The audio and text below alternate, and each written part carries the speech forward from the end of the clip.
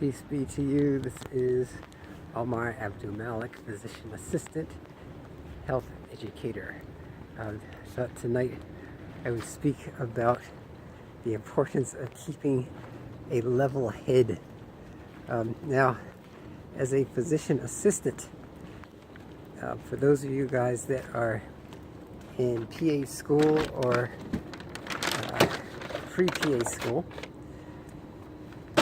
or new PAs, one of the things that you have got to do is keep a level head.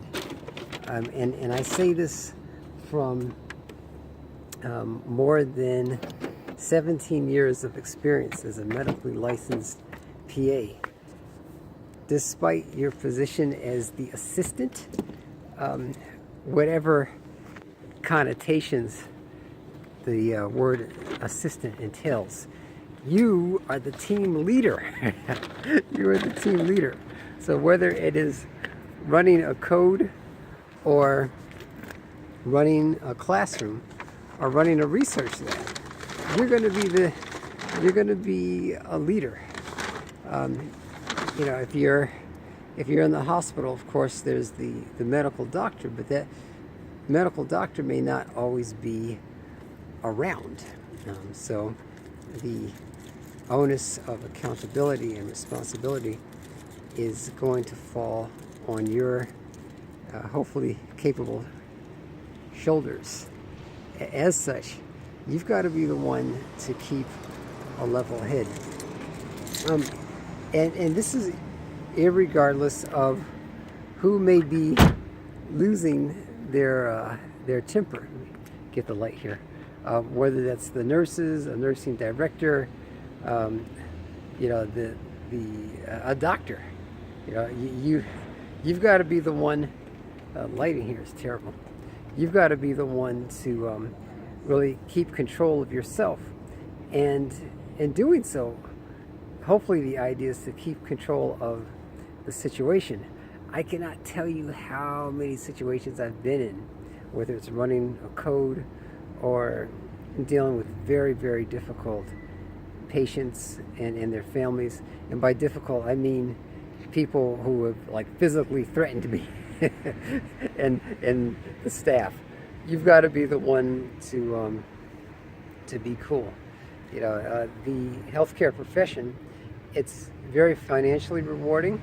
There's potentially a lot of prestige in it, but it is also very, very, very demanding, and it needs people who are medically competent, but it also needs people who are also mature and emotionally competent, I'll say. And emotional competency, in my opinion, is just as challenging to maintain as your intellectual medical competency. You know, I had a disagreement with you know, an MD, and I started going back and forth. Such and such, no such and such, no such and such, and I had to tell myself, Omar, shut up, shut your mouth. I could feel my adrenaline. I was getting emotionally involved in the disagreement. You know, I didn't like the criticism or the insight. And I was like, I say, okay, look, come on, man. You're almost 50 years old. You're not 25 or even 35 yet.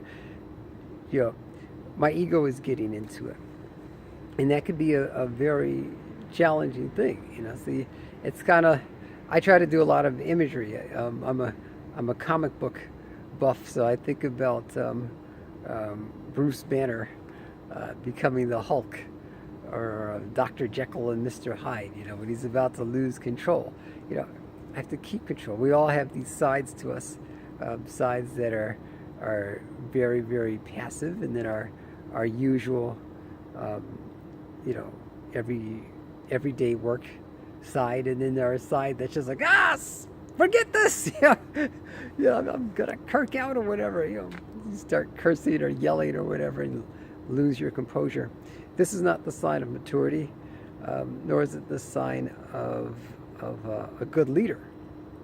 And it's not that you let people yell at you or disrespect you, but you can be firm yet gentle. You can voice your disagreement with a person, but the onus is really on you as a healthcare leader, as a physician assistant, to keep your head.